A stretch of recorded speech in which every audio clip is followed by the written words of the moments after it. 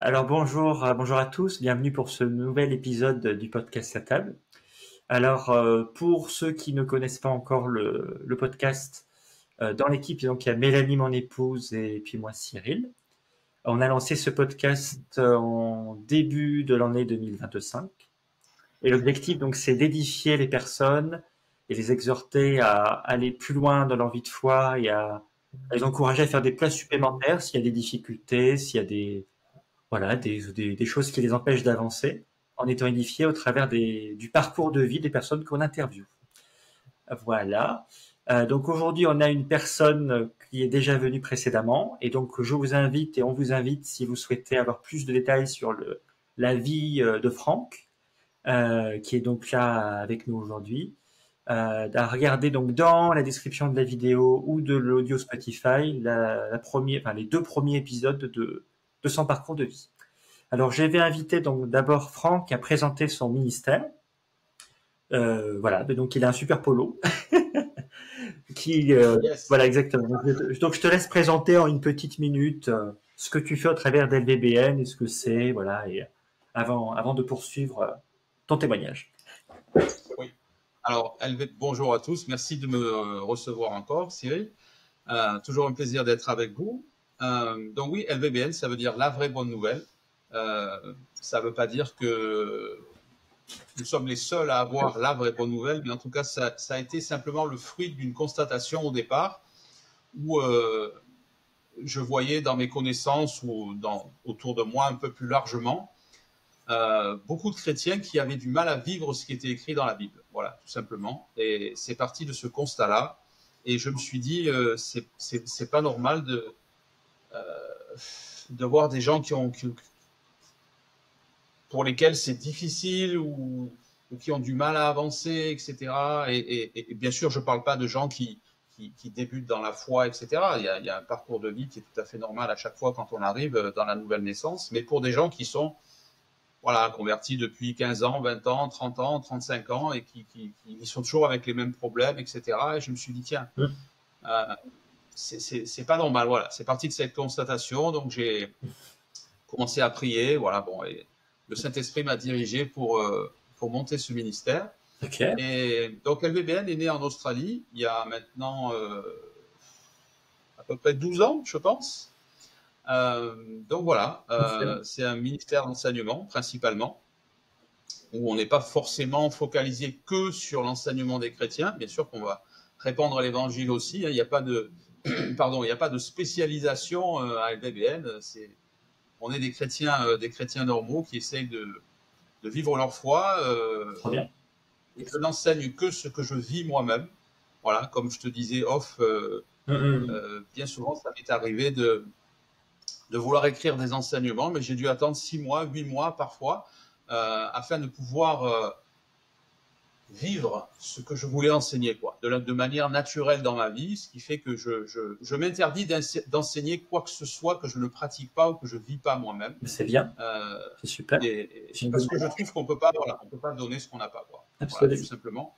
Donc aujourd'hui, LVBN, c'est Ouais, la vraie bonne nouvelle en super. France, en Australie.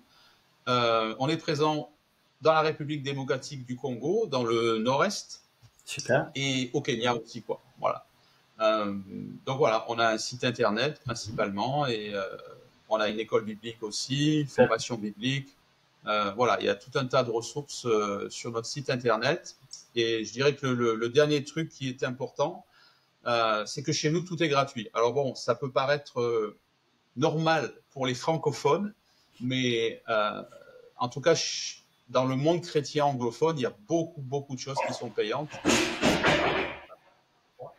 Euh, bon, je peux comprendre les choses aussi. Hein. Je veux dire, si quelqu'un produit des DVD, etc., bon, bien sûr que il n'y a pas de problème là-dessus. Mais en ce moment, voilà, moi, tous les livres que j'écris, tous les enseignements que j'écris, les vidéos que je diffuse, etc., on n'est pas monétisé sur notre chaîne YouTube. Voilà, toutes les ressources sont téléchargeables, gratuits sur notre site internet parce que je veux sûrement pas que qui que ce soit puisse se priver d'un enseignement à cause de problèmes financiers, quoi. Voilà. Et Excellent. ça, c'est quelque chose que je veux faire perdurer dans LPPN.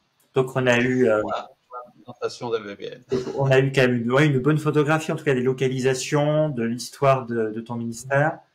Et puis, on Oui, a des valeurs qui sont les tiennes, donc c'est génial. Donc voilà, ouais. vous pouvez trouver très facilement sur Internet en mettant ces quatre lettres, c'est différent. Oui, voilà, LVBN ou La Vraie Bonne Nouvelle, ou ne serait-ce que taper mon nom, Franck Pascoff, voilà. Ça ressort un petit peu, on est présent, voilà, site internet, les réseaux sociaux, Facebook, X, Pinterest, Instagram, voilà, toutes ces choses-là.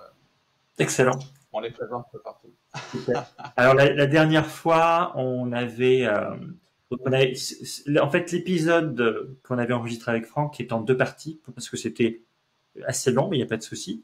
Et donc la dernière fois, donc on avait terminé sur la partie où tu étais sur la fin des 7 années où le Seigneur t'avait demandé d'être dans un temps, on va dire, différent par rapport à ce qu'on entend habituellement dans l'Église, où on est dans une église locale, on est tous les dimanches à l'Église, voilà, enfin, la structure un peu classique. Et donc le Seigneur t'avait demandé Ouais, dans un temps, je ne sais pas comment le décrire autrement qu'un temps ouais, différent, absolument. un temps où il y avait de la communion fraternelle, mais c'était un peu différent. Et tu nous avais expliqué qu'il y avait eu un souci de santé avec un de tes enfants, et que tu avais prié pour lui, tu avais pris autorité, et qu'il y avait eu une guérison, il me semble. Ouais, Et donc là, ouais, je ouais. vais donc te laisser la parole pour que tu poursuives ce témoignage, tout simplement.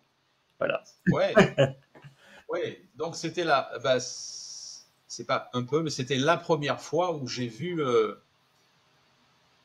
la puissance du Saint-Esprit, en tout cas en action, suite à une prière comme je le rappelais à la fin de ce témoignage, où je me suis rappelé justement euh,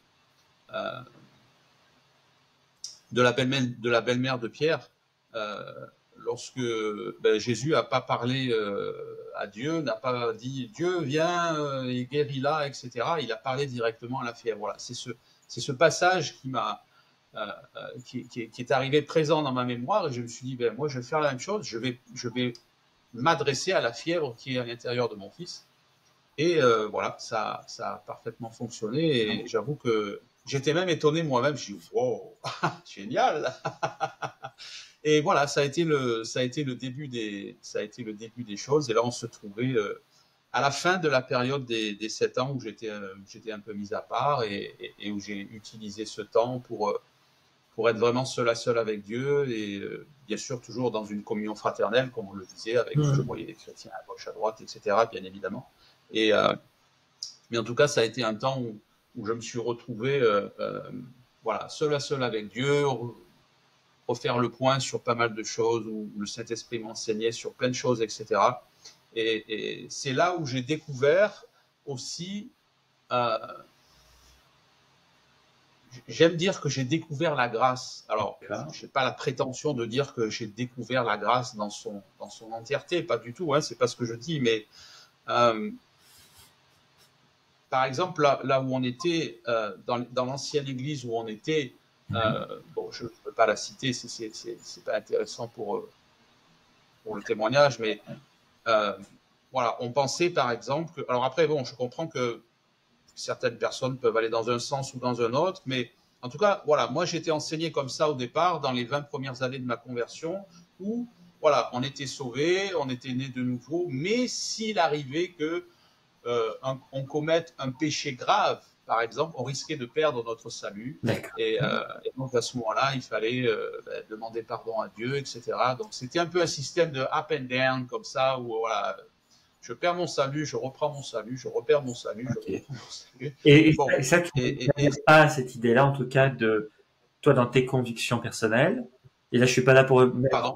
Tu n'adhères pas à cette idée qu'on peut perdre ou qu'on peut conserver son salut. Tu n'adhères pas à ça? Absolument pas. Ok, pas de souci. Donc moi, c'est pas mes valeurs à moi, hein, c'est que je te questionne pour savoir ce que tu penses. Bien sûr, absolument. Et on respecte tout le monde. Quoi. Moi, j'essaie juste de dire ce que la Bible dit. D'ailleurs, si on va sur le site internet de LVBN, et c'est là aussi un point où, en principe, je suis quelqu'un d'assez direct et assez clair. J'aime pas les choses ambiguës. Donc, souvent, on retrouve, quand on va sur des sites internet principalement chrétiens, où on retrouve cette espèce d'onglet ou une page où il y a écrit ce que nous croyons, par exemple, etc. Ouais. Et on trouve simplement des évidences, dans le sens où Ben, les gens écrivent oui, ben en fait, ce que nous croyons que la Bible est vraie, nous croyons que Dieu Ah, existe, nous croyons que Jésus est mort sur la croix. Ok, mais bon, c'est des évidences, quoi. Tout le monde croit ça quand il est chrétien. Et bon, tout ça pour dire que sur le site de NVBN, et il y en a plein d'autres qui le font, et merci mon Dieu pour ça, on se mouille un peu plus dans le sens où j'écris clairement que voilà, on ne croit pas qu'on peut perdre son salut, quoi. Alors après, maintenant, on ne croit pas non plus que il suffit de réciter forcément une prière dans la rue pour être sauvé. Ça peut fonctionner si on est bien conscient de ce qu'on dit, etc. Mais c'est pas non plus une formule magique, quoi. Voilà. Donc voilà, je ferme la parenthèse de cette histoire du salut. Mais voilà, tout ça pour revenir maintenant à là où on était dans l'histoire. Donc c'est là où j'ai découvert la grâce. Et bon, entre autres, j'ai découvert ça. J'ai découvert que je pouvais avoir une relation avec le Saint-Esprit. On en avait parlé brièvement dans la vidéo précédente. Et voilà, et tout s'est enclenché là-dessus. Et pendant ces 7 années, il y a eu une espèce de consolidation de ma foi où j'ai commencé à grandir, etc. Et voilà, et c'est là où le Saint-Esprit m'a mis à cœur de commencer à, par rapport à cette constatation, de voir pas mal de chrétiens qui galéraient quelque part dans leur vie, à pouvoir voir dans leur vie personnelle ce qu'on voit écrit dans la Bible finalement. ok. Voilà. Et ne pas voir la Bible comme quelque chose de un peu inaccessible. Oui, mais bon, c'était pour les apôtres. Oui, bon, c'était pour Jésus. Mais nous, aujourd'hui, c'est différent. On est dans des... Oui, ok, on est dans des époques différentes, mais la promesse, elle est toujours valable aujourd'hui, quoi. Peu importe C'est ça que quand tu parles du mot grâce, c'est ça que tu veux dire? C'est cette idée qu'on n'a pas, ou c'est pas exactement ça que tu veux dire? Oui et non. Dans le sens où, quand je parle de la grâce, c'est toute cette espèce de package de la grâce. Et encore une fois, j'ai vraiment pas la prétention du tout d'avoir saisi la grâce dans son entier, quoi, parce que c'est tellement énorme, quoi. Voilà, je veux dire, ne serait-ce que le fait de l'amour de Dieu pour nous, quoi. C'est-à-dire que Dieu m'aime, quoi que je dise, quoi que je fasse, il m'aimera jamais plus, il m'aimera jamais moins.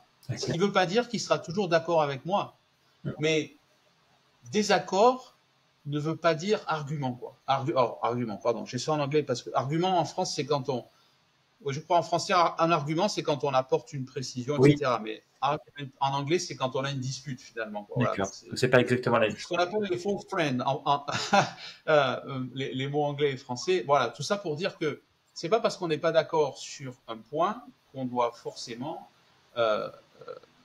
se disputer ou quoi que ce soit. Et Dieu, c'est ça, quoi. Dieu, il nous aime quoi qu'il arrive. Et je peux pas faire quoi que ce soit dans ma vie pour qu'il m'aime plus. C'est pas possible. Ouais. Parce qu'il a décidé de m'aimer, point final. Et je peux rien faire pour qu'il m'aime moins non plus. Maintenant, voilà. Si on comprend ça juste avec une espèce de mémoire ou de pensée humaine, on va se dire, ah, ok, donc je peux faire ce que je veux parce que de toute façon, Dieu m'aimera jamais plus ni jamais moins, il m'aime au maximum, donc allons-y gaiement. Non, pas du tout, c'est pas de ça dont il est question, mais Dieu m'aime, ouais. Mais ça ne veut pas dire qu'il ne sera pas d'accord avec moi de temps en temps, ça ne veut pas dire qu'il va toujours aller dans mon sens, ça ne veut pas dire que je vais toujours recevoir sa bénédiction, ce n'est pas le fait où il va dire ok Franck, aujourd'hui je coupe le robinet, non, ce n'est pas question de ça, c'est moi-même qui vais me mettre par des décisions ou des choix stupides dans une position où je vais me couper de la bénédiction parce que Dieu a établi des règles, comme par exemple la foi, par exemple. Si je veux prier pour quelque chose, Dieu a établi une règle. La règle, c'est quoi? C'est que je dois croire ce que je dis exactement comme si je l'avais déjà.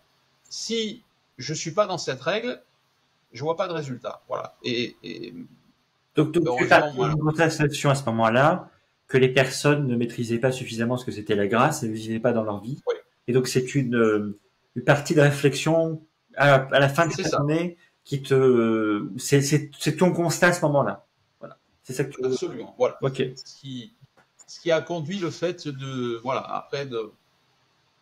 en priant régulièrement, etc., le Saint-Esprit m'a mis à cœur de de commencer à écrire des enseignements. J'avais pas forcément cette vision de créer un ministère, etc. C'était pas du tout mon truc. Moi, je suis pas quelqu'un qui,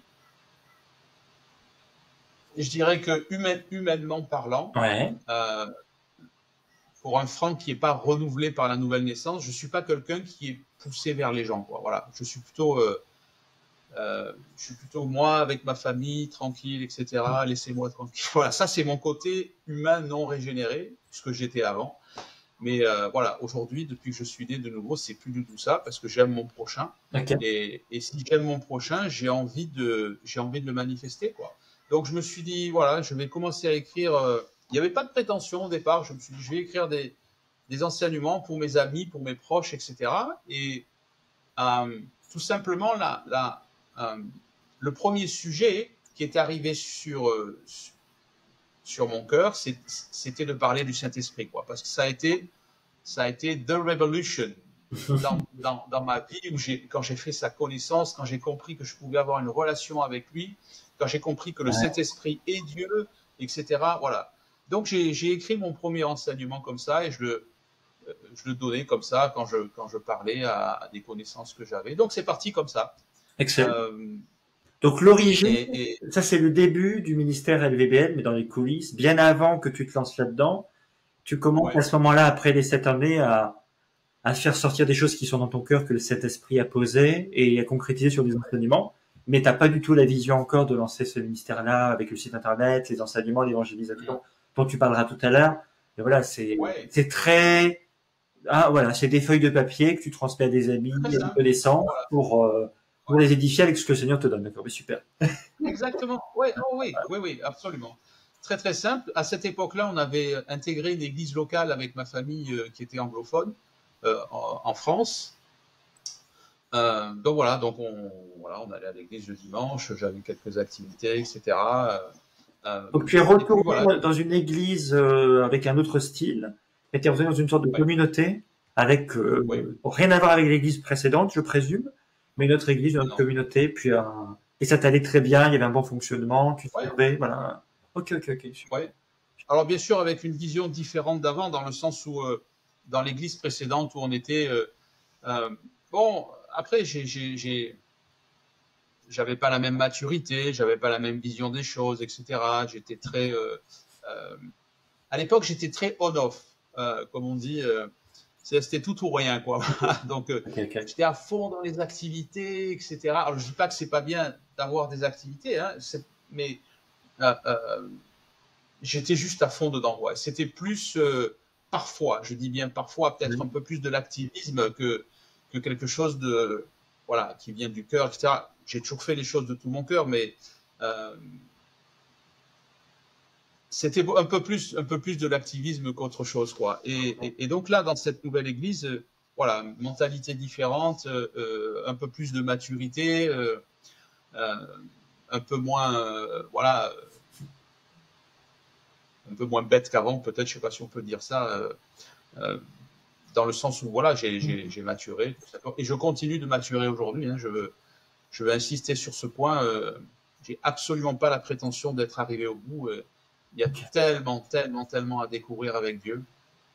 Et voilà, donc on était dans cette église-là et j'ai continué mon petit bonhomme de chemin. J'ai continué à écrire ces enseignements que je donnais à gauche, à droite, et je voyais que parfois certaines personnes revenaient vers moi et me disaient « Oh waouh, mais c'est génial, etc. » Et j'avais de bons résultats, quoi. Et je me suis dit, ben tiens, je vais en écrire un deuxième sur un autre sujet, etc., etc. Et voilà, c'est ce que j'ai fait. Et puis, quelques temps plus tard, je me souviens plus combien d'années que c'était. J'ai pas vraiment la mémoire des chiffres et des époques. Parfois, on entend des gens qui rendent leur témoignage, qui disent en mai 1986 à 11h du soir, il m'est arrivé. Moi, je suis pas comme ça du tout. J'ai pas forcément la mémoire des choses, mais voilà, quelques années plus tard, c'est là où on a décidé de partir en Australie avec toute ma famille. Alors, comment ça se fait? Comment tu décides de partir? Enfin, parce que tu avais déjà, pour ceux qui vont écouter ou qui connaissent l'histoire de Franck, tu es déjà allé plusieurs fois en Australie. Mais justement, ce qui est intéressant, ce serait de savoir comment vous avez atterri là-bas, parce que tu es quand même en France, que dans la région de Nice, si je me rappelle bien. Et c'est le jour et la nuit, quoi. Entre l'Australie et la France, c'est pas du tout la même chose. Oui, c'est loin. Est-ce que tu as des pensées du Seigneur? Est-ce que voilà, quel est l'élément déclencheur qui te fait aller là-bas? Pas là où Oh, tu oui, es. absolument. Oui, oui. C'est pas, je me suis pas réveillé un matin en me disant, tiens, on va partir en Australie, etc. Ça a été le fruit d'une longue réflexion, de prière, et c'est pas venu de moi, c'est Dieu qui m'a mis ça à cœur. Euh, Encore une fois, j'aime dire que ça a été tout mon séjour en Australie, et bon, maintenant, comme on le disait, euh, je vais rentrer en France dans pas très longtemps, de manière définitive, mais euh, si je devais faire un constat, voilà, tout ce séjour en Australie, pour moi, ça a été une grande école, quoi, une grande formation, malgré que c'est en Australie que le site LVBN et le ministère, pardon, LVBN a été créé de manière officielle. Euh, Même si je dirige ce ministère depuis un petit peu plus de 10 ans maintenant, Ouais. euh, ça a été une grande école pour moi, quoi. Et ça ne veut pas dire que je vais arrêter d'apprendre, bien sûr que non, mais, mais en tout cas, c'est la pensée première qui me vient, où je suis tellement honoré de ça, quoi, de voir que Dieu m'a formé, que Dieu a pris du temps avec moi pour m'expliquer des choses, pour changer mes mentalités, pour changer mes priorités, etc. Et ça, c'est à la disposition de tout le monde, quoi. C'est pas parce que, voilà, Franck a un ministère, il dirige un ministère, etc. Il faut pas voir ce côté-là. Ça, c'est vraiment pour tout le monde, quoi. Et pour n'importe qui qui est prêt à passer le temps nécessaire et à mettre sa vie, j'aime bien dire il faut mettre notre vie sur la position neutre. C'est-à-dire Okay. que je laisse tomber tous mes préjugés, je laisse tomber et je suis ouvert à ce que Dieu veut me dire, quoi. Alors, je suis pas en train de dire que on est ouvert à toute pensée ou toute doctrine qui va arriver, etc. Non, bien sûr que non. On reste dans un cadre biblique, dans les choses qui sont bien établies, etc., que la Bible dit, bien évidemment. Mais simplement pour dire que on met ses préjugés de côté Ouais. parce que c'est comme ça qu'on grandit. Dans le sens où j'ai pour habitude de dire aux gens que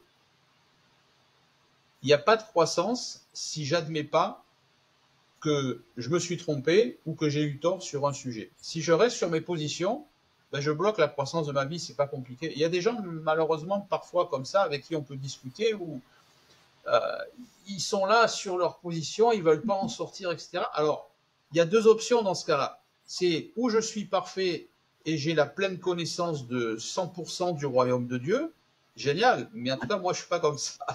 J'ai pas cette prétention. Ou alors, ben, si j'admets pas qu'il faut que je change ma mentalité ou que je change une manière de penser dans un domaine bien particulier, je peux pas grandir, c'est pas possible. Et du Donc coup, voilà, donc tout ça pour dire que, Franck, pour revenir à la question, oui, qu'est-ce qui t'a fait partir en Australie, du coup? Puisque tu disais que t'as beaucoup grandi, il n'y a pas de souci, mais quel était l'élément déclencheur qui t'a fait partir là-bas? Est-ce que tu as eu un raisonnement? Est-ce que tu as eu des images? oui, Je sais pas, est-ce que ton épouse t'a guidé là-dedans? oh oui, oui, oui, c'est à ça que je voulais en Oh, venir pardon, pardon, justement, pardon. c'était là-dedans. Parfois quand c'est vrai que j'ai tendance à m'étaler Pas de souci. dans des grandes explications, mais tout ça pour dire que c'est parce que je me suis mis dans cette position de neutre, comme ça, entre guillemets, D'accord. que ça m'a permis d'entendre le Saint-Esprit me parler, me dire, OK, maintenant, c'est le temps de déménager en Australie, quoi. Voilà. Donc, ça a été un long process, euh, parce que ben, ça se fait pas comme ça. Il faut demander des visas. Il y a un tas de démarches administratives qui durent environ, en tout cas pour nous, ça a duré grosso modo 1 an et demi. D'accord. Euh, oui, si on veut partir en tant que touriste, par exemple, voilà, on va demander un visa, Et on a un visa de 3 mois, c'est parfait. Mais si on veut rester plus longtemps, c'est pas la même chose, quoi, donc voilà. c'est Donc, intéressant à savoir pour ceux qui ont à cœur de partir dans un pays étranger pour la mission. oh, En fait, il faut déjà, enfin, on n'est pas que dans le monde spirituel, il y a le monde réel où il faut faire des démarches, vaccinations. Enfin, il y a 1 milliard de choses que je n'imagine même pas. Hein. Mais même dans un pays, Ouais. l'Australie, c'est quand même encore la civilisation, enfin, occidentale en tout cas. Ah oui, Et si c'est dans un oui, pays, ah par oui. exemple, au milieu de l'Amazonie, il y a encore d'autres choses à faire. Voilà. Enfin, Absolument. quel conseil tu donnerais aux gens, par exemple, qui ont cet appel sentent cet appel pour un pays particulier autre que leur pays d'origine, bien sûr. Ouais. Il y a quand même une préparation à faire, comme tu dis, en amont on peut pas juste partir, quoi. Faut préparer des valises, faut préparer des choses. Absolument. Ah oui, oui, bien sûr. Et c'est ce que je dis dans tous les cas, dans tous les domaines. La première des choses, c'est je reçois une direction de Dieu Ouais. et j'ai plusieurs paroles qui confirment cette direction. Donc, ce que tu as avec Pourquoi? toi, dans ton cas. Absolument. Ouais. Parce que si j'ai, et ça fonctionne pour tous les projets spirituels.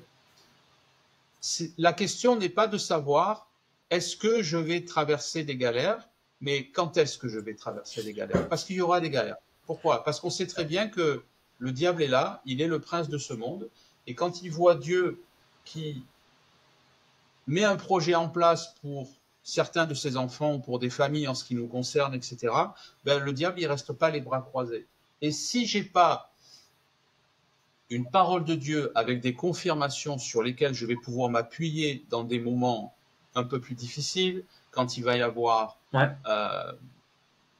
voilà, des choses qui se passent pas comme ça devrait se passer, etc., où c'est pas huilé, tranquille, etc. C'est important d'avoir voilà cette parole-là. Pourquoi? Parce que sinon je vais abandonner, tout D'accord. simplement. D'accord. Et je le dis moi, le premier, si j'avais pas eu plusieurs paroles, j'aurais abandonné. Et parfois, j'ai voulu abandonner, même plus qu'une fois, j'ai voulu abandonner. Mais il y a eu ces paroles, il y a eu ces visions que Dieu m'a données, etc. Et c'est ça qui m'a tenu, quoi. Super. Voilà. Donc, le premier conseil que je peux donner, c'est celui-là. Ensuite, ça, c'est pour le côté spirituel pur. Mais après, il y a le côté humain, il faut bien préparer les choses. Pas laisser des choses à moitié faites ou à moitié creusées, etc. Parce que le diable va s'en servir. Okay. Si je ne vais pas tout ficeler du mieux que je peux, si je laisse une petite faille ou quoi que ce soit, par exemple, juste une petite anecdote, quand on est parti, nous, on avait une date butoir. Ok. Il fallait qu'on soit donc on était granted, comment on dit ça. Qu'est-ce que c'est? On avait reçu nos visas permanents pour partir en Australie et il fallait qu'on intègre le pays avec une date butoir. Ok. Et cette date butoir arrivait, et finalement, au bout d'un moment, il a fallu partir, quoi. Et tout ça pour dire que on était là et on avait plusieurs choses administratives à régler en France avant de partir, etc. Et si ces choses-là n'étaient pas réglées, si j'avais laissé peut-être une petite faille à l'intérieur, ben, il aurait été facile pour le diable de nous faire perdre du temps et de faire passer cette date-là, par exemple. Je ne veux pas rentrer dans les détails, mais on devait on avait un examen à passer d'anglais pour savoir si on, voilà, parce qu'il faut être fluent English avant de partir. Et on avait une date butoir pour ça, quoi. Voilà. Et malheureusement, pour être très très court, il fallait qu'on parte à Paris pour faire cet examen qui était dans le Cambridge Institute. Enfin bon, et des trucs de fou, quoi. On partait, on était dans le train, on a pris le train de Cannes pour partir jusqu'à Paris. On arrive à Toulon ou je sais pas quoi. J'étais vers Toulon, je crois, oui. Incendie sur la voie, le train arrêté, on était bloqué dans le train pendant 3 heures, etc. Et il fallait qu'on soit à cet examen le lendemain matin à 8 heures. Donc, une course infernale, quoi, dans le sens où on était bloqué dans le train.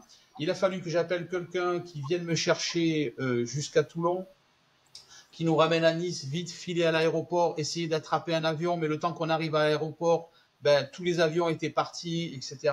Donc, essayer de trouver un avion pour le lendemain matin à 5 heures du matin, etc. Enfin, tout ça pour dire que on est arrivé, je crois, ils étaient en train de fermer les portes pour l'examen et juste on est arrivé. D'accord.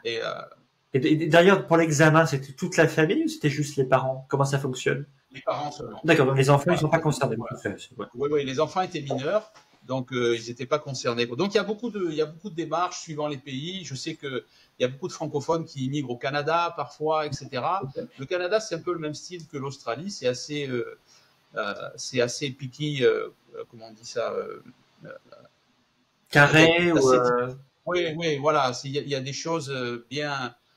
Il n'y a pas de passe-droit, quoi. Voilà. Il y a des choses bien définies, il y a des critères, des cases dans lesquelles il faut rentrer, etc. Et donc, il faut vraiment bien ficeler son truc. Il ne faut pas laisser les choses au hasard et dire, bon, ça va aller, on va y arriver. Parce que ça, c'est la recette pour le désastre, quoi.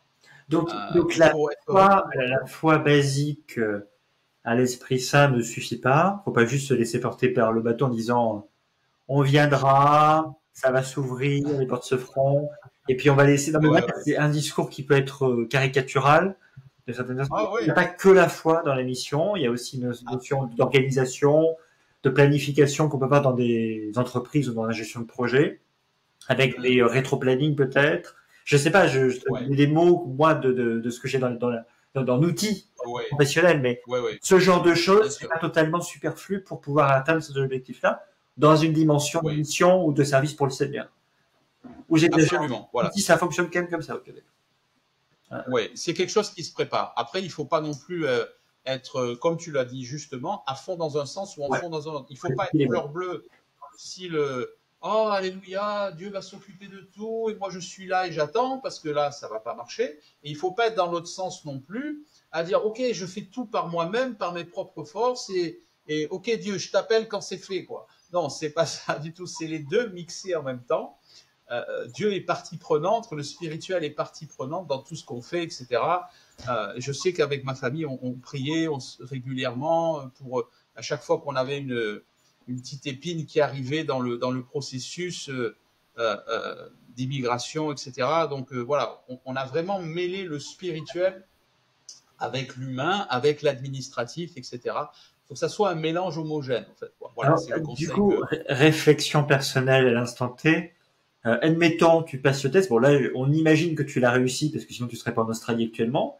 Mais admettons, tu échoues, ou par exemple ton épouse échoue, toi ou inversement, l'un des deux échoue. Est-ce que ça remet en question le plan de Dieu? Est-ce que vous avez la possibilité de recommencer le test, mais du coup, il faut un nouveau visa? Comment vous faites dans ces cas-là au niveau organisation? Alors, nous, on n'avait pas cette option-là. Ah, ok. Parce que à l'époque, en tout cas, tu pouvais immigrer en Australie avec une immigration permanente. Hein, je ne parle pas d'avoir. Il y a des tas de manières aujourd'hui d'immigrer dans les pays. On peut faire par des visas étudiants, etc. Enfin, nous, on est parti avec un visa permanent. Il y a un âge limite pour ça. Et je crois qu'à l'époque, c'était 45 ans. Ah, ok. Ok. Et je crois que j'avais 44 ans.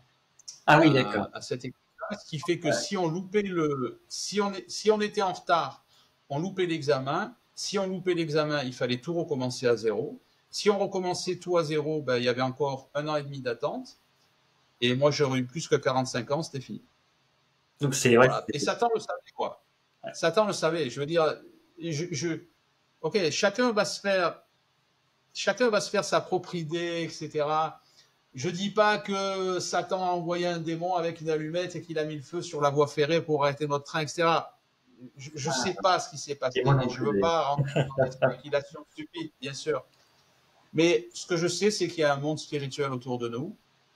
Ce que je sais, c'est que la Bible nous dit qu'il y a le prince de ce monde qui est là et qui fait tout ce qu'il peut pour saboter les plans que Dieu a pour ses enfants. Et c'est au-delà des plans pour ses enfants, c'est les plans pour le royaume, pour que le royaume s'établisse sur cette terre.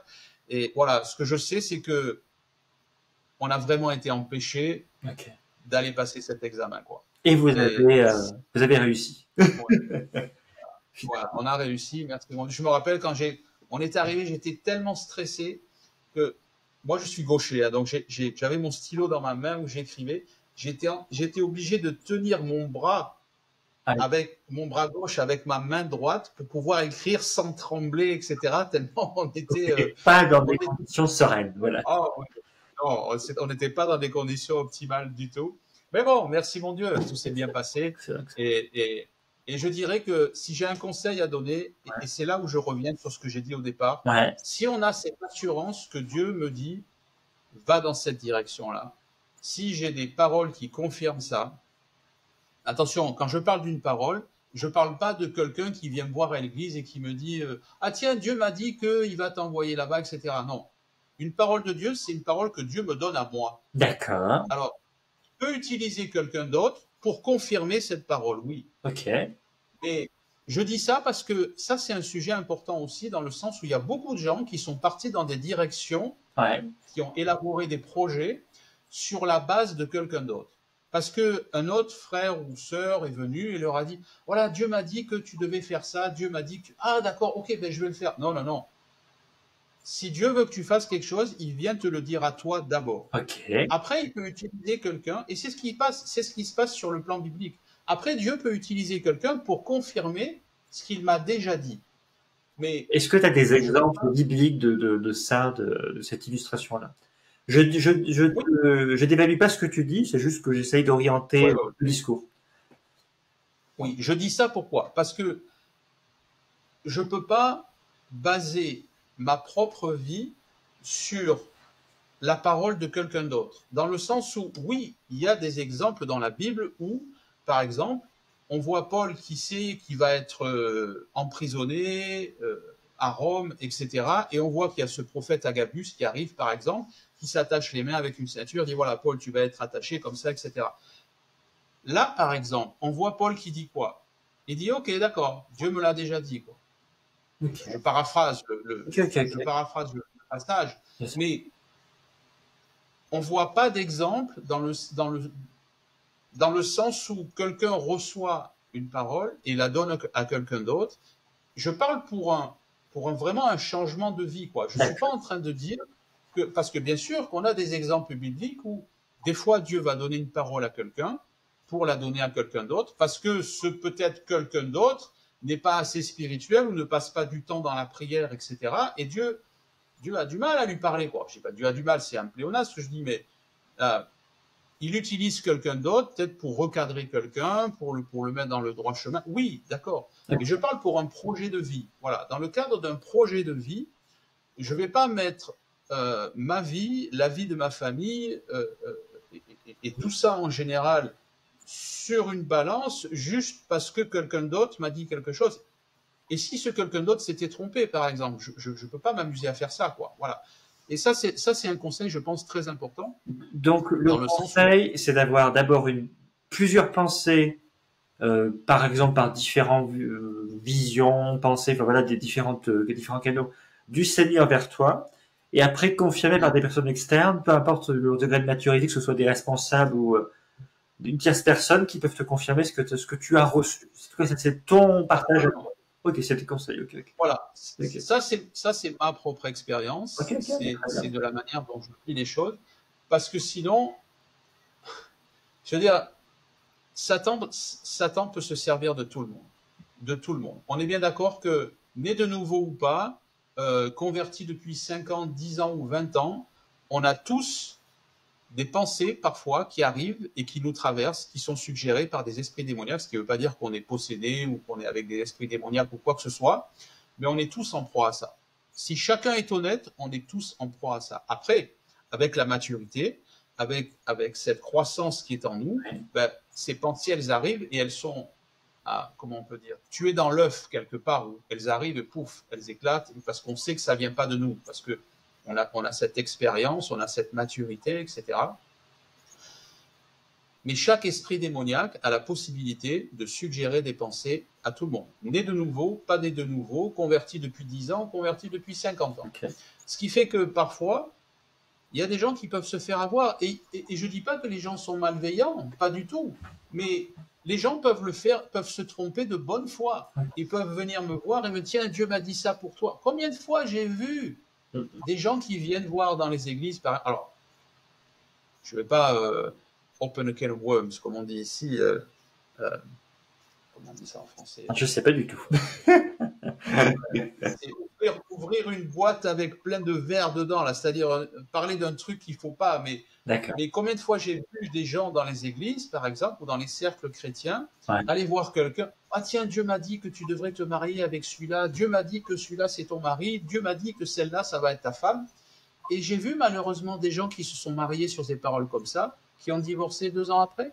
D'accord. Malheureusement. Donc tu appelles au discernement en tout cas de ces éléments. Oh oui. Discernement de la voix du Seigneur. Oui, je dirais que la règle c'est si Dieu veut me dire quelque chose, Dieu c'est un grand garçon, il est capable de venir me le dire à moi. Okay. Voilà. Et après, si j'ai besoin que Dieu me parle, il faut que je fasse ce qu'il faut aussi. Si je prie jamais et que je veux que Dieu me parle, si j'ouvre jamais ma Bible et que je veux que Dieu me parle, ça va être difficile là. Voilà, parce que bien sûr, il y a des cas exceptionnels, mais Dieu va pas tout le temps m'envoyer un ange, tada, et me dire voilà, de vive voix, Dieu veut que ci, Dieu veut que là, etc. Mais voilà, de manière générale, Dieu doit me parler à moi. Donc ça, c'était la partie du coup où tu veux partir en Australie. Tu es appelé à partir en Australie. Donc ça, c'est une différente vision personnelle. Il te parle directement. Tu as a priori d'autres personnes en externe qui ont le potentiel de te confirmer ça. Je ne sais pas trop si c'est arrivé, mais en tout cas, tu as eu ces pensées qui sont venues dans ta relation avec Dieu. Tu fais donc cet examen où tu arrives à la dernière minute, la porte allait se fermer, et tu fais l'examen, tu réussis le test, et donc tu as l'autorisation de partir en Australie, c'est ça. Et à ce moment-là, quels sont les enchaînements? Vous allez pas, combien de mois se sont déroulés avant le départ en Australie effectif? Parce que ça prend du temps aussi. Ouais, je crois. Tu veux dire depuis entre l'examen d'anglais à Paris et le départ effectif, il y a eu une certaine durée, j'imagine. Environ 6 mois. 6 mois, donc c'est très court en réalité, d'accord. Okay. Oui, environ 6 mois, mais l'application, le dossier, si on peut dire complet, a duré environ 1 an et demi. Oui, donc c'était avant l'examen, ok. Donc l'examen fait partie du dossier. Oh, oui. Il y a examen d'anglais, examen médical. Il a fallu qu'on aille dans d'autres endroits pour subir des examens médicaux. Ils veulent vérifier que tu sois pas une charge pour le pays. Par exemple, si tu as une maladie, aujourd'hui, ça serait peut-être 10 ans avant, c'était pas le cas, mais aujourd'hui, ça serait considéré discriminatoire dans le sens où quelqu'un qui a une maladie incurable comme un cancer ou quoi que ce soit, à l'époque, on aurait pu considérer que c'était quelque chose qui aurait coûté beaucoup trop à la sécurité sociale australienne et ça aurait pu être un frein pour l'acceptation du dossier, quoi. Voilà. Et à ce moment-là, du coup, quelle est ta vision pour aller en Australie? Donc, tu as les enseignements que tu avais fait, les petits écrits sur du papier. Tu avais ton application à l'église aussi, où tu étais impliqué donc, dans la région, enfin en France. Et qu'est-ce que tu as sur le cœur? T'as déjà LVBN ou c'est encore très superficiel, c'est très flou, très... Alors avant de partir, j'ai reçu ça en priant aussi, le nom du ministère, ça allait s'appeler La Vraie Bonne Nouvelle. Voilà. Et en anglais, en français d'ailleurs, parce que là on a la version française, j'ai l'impression, mais tu parles en anglais quand même. Voilà, et à la partie anglophone, ça s'appelle TRGN. D'accord. C'est exactement la traduction de La Vraie Bonne Nouvelle, The Real Good News. Ok. Donc on a 2 sites internet, un français, un anglais, tout est en double en fait, voilà, avec les enseignements français, anglais, vidéo, anglais, français, etc. Voilà, le Saint-Esprit m'a donné ce nom. Après, je veux pas faire le super spirituel, pas du tout, hein. Mais voilà, je le dis parce que c'est ce qui est arrivé. Et ça veut pas dire que on est au-dessus des autres, qu'on a la vraie bonne nouvelle, comme parfois on a pu me le dire. Oui, c'est un peu orgueilleux le nom de votre ministère, la vraie bonne nouvelle. Je dis, oui, mais faut pas le prendre comme ça, quoi. Voilà, c'est juste de la constatation où il y a beaucoup de bonnes nouvelles de la Bible qui sont annoncées, mais qui transforment pas les gens, quoi. Voilà. En fait, encore une fois, le nom du ministère n'a rien à voir avec le fait que c'est toi qui es la vraie bonne nouvelle. C'est que tu veux valoriser la vraie bonne nouvelle qui vient de Dieu, qui est dans la Bible, et que tu veux Ouais, faire comprendre aux gens justement que c'est le message de Dieu qui est le plus important. Mais effectivement, exact. quand on n'a pas compris de quoi il s'agissait, ça peut faire paraître un peu je suis le mégalo, j'ai tout compris, je suis Ouais, extraordinaire et ouais, écoutez-moi. Voilà. Mais c'est pas ça que tu veux dire. voilà, voilà. Alors que c'est pas ça du tout. Je suis pas un gourou et je suis le premier à dire que je sais qu'avec nos élèves d'école biblique, par exemple, ils m'entendent régulièrement leur dire que je suis moi aussi en train d'apprendre régulièrement, comme eux sont en train d'apprendre. On est juste à un niveau différent, mais j'apprends comme eux, quoi. Voilà. Et il Excellent. y a une pensée que le Saint-Esprit m'a mis pour ce ministère depuis le départ, Ok. c'est que je veux faire en sorte de ne surtout pas être quelqu'un qui paraisse inaccessible. Ok. Alors, je m'explique quand je dis ça. Euh, Parfois, quand on voit des gens qui ont un ministère, etc., voilà, on voit, on se dit, ah oui, mais lui, c'est lui, et moi, c'est moi. Lui, il a un style de vie, moi, j'ai un autre style de vie. Et on voit ces gens, parfois, ça m'est arrivé, moi, de le faire quand j'étais plus jeune, où je voyais des gens qui avaient un ministère, je dis, oh, waouh, mais lui, c'est presque, c'est un super chrétien, etc. Alors que moi, dans tous mes enseignements, je n'hésite pas à raconter des choix stupides que j'ai fait dans ma vie, des idioties régulières, etc. Non, non, j'ai aucun problème pour me tourner en dérision, pour mettre à jour mes erreurs aussi, justement pour montrer aux gens que je suis comme tout le monde, quoi. Et que c'est pas histoire de montrer que, voilà, je suis comme ça pour me montrer, mais c'est juste pour montrer aux gens que là où j'en suis aujourd'hui et je continue à avancer, ben n'importe qui peut le faire. Oui. C'est à la portée de tout le monde. Parce que j'ai envie de leur montrer, leur dire, regardez avant, comme j'étais stupide, et regardez même encore aujourd'hui, comme parfois je peux être stupide dans mes choix, dans mes décisions. Et, et, C'est et très à bien. côté de ça, j'ai des résultats géniaux, quoi. Voilà, qui continuent à, je veux dire, spirituellement parlant, etc. Donc, voilà, je veux surtout pas paraître comme quelqu'un d'inaccessible, mais donner l'opportunité, donner envie aux gens de dire, ah ouais, mais si lui il a fait, mais moi je peux le faire aussi. Si lui il y est arrivé, mais moi je peux y arriver aussi. Voilà, mon but c'est ça, quoi. Excellent.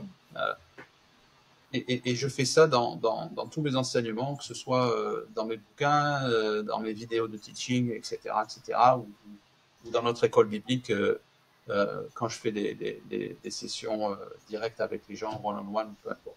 Donc voilà, c'est quelque chose qui est pour moi très important. Et comme je disais en début de vidéo, Ouais. cette règle que je m'impose de, ne, de ne pas enseigner quoi que ce soit que je ne pratique pas naturellement dans ma vie. Ça, c'est hyper important parce que si on ne fait pas ça, il n'y a pas d'onction. Ok. C'est-à-dire qu'en fait, je vais baser mon discours sur une puissance humaine. Alors, ça va peut-être émoustiller quelques émotions à gauche à droite, mais le propre de l'émotion, c'est elle est éphémère, elle ne dure pas. D'accord. Voilà, donc les gens, ils vont t'écouter, ah ouais, c'est super, c'est génial, et puis le lendemain matin, ils ont oublié.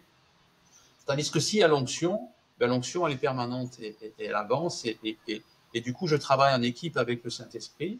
Moi, je suis là pour juste apporter les mots, apporter les paroles, et du coup, le Saint-Esprit, lui, il va convaincre les gens de ce que je dis.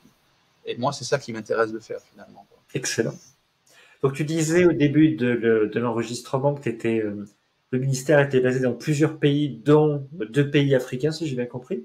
Comment tu as réussi Oui, à faire ces liens, ces réseaux? Tu t'es déplacé probablement, tu as fait des rencontres. Comment ça se passe?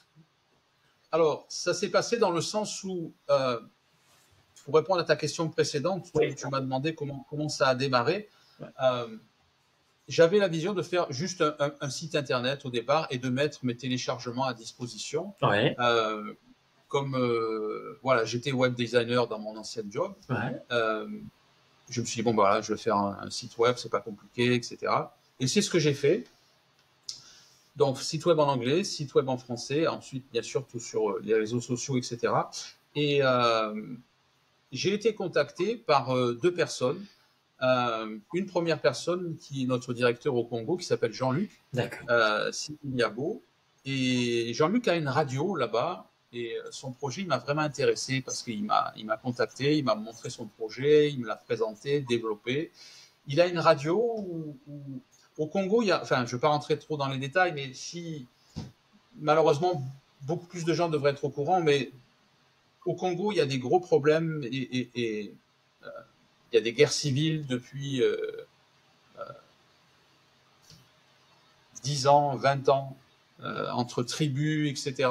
Voilà, tout ça c'est fuelé. Alors, je ne vais pas rentrer dans les détails, mais c'est fuelé par des décisions politiques qui sont bien au-delà du Congo, etc. Parce que ce qui est marrant, c'est que, je suis un peu sarcastique quand je dis c'est marrant, c'est que le Congo, c'est peut-être le pays d'Afrique qui a la ressource la plus importante dans son sous-sol. Je veux dire, il y a des minerais qu'il n'y a pas ailleurs. Il y a beaucoup de richesses, quoi. Intérêt Et comme par hasard, okay.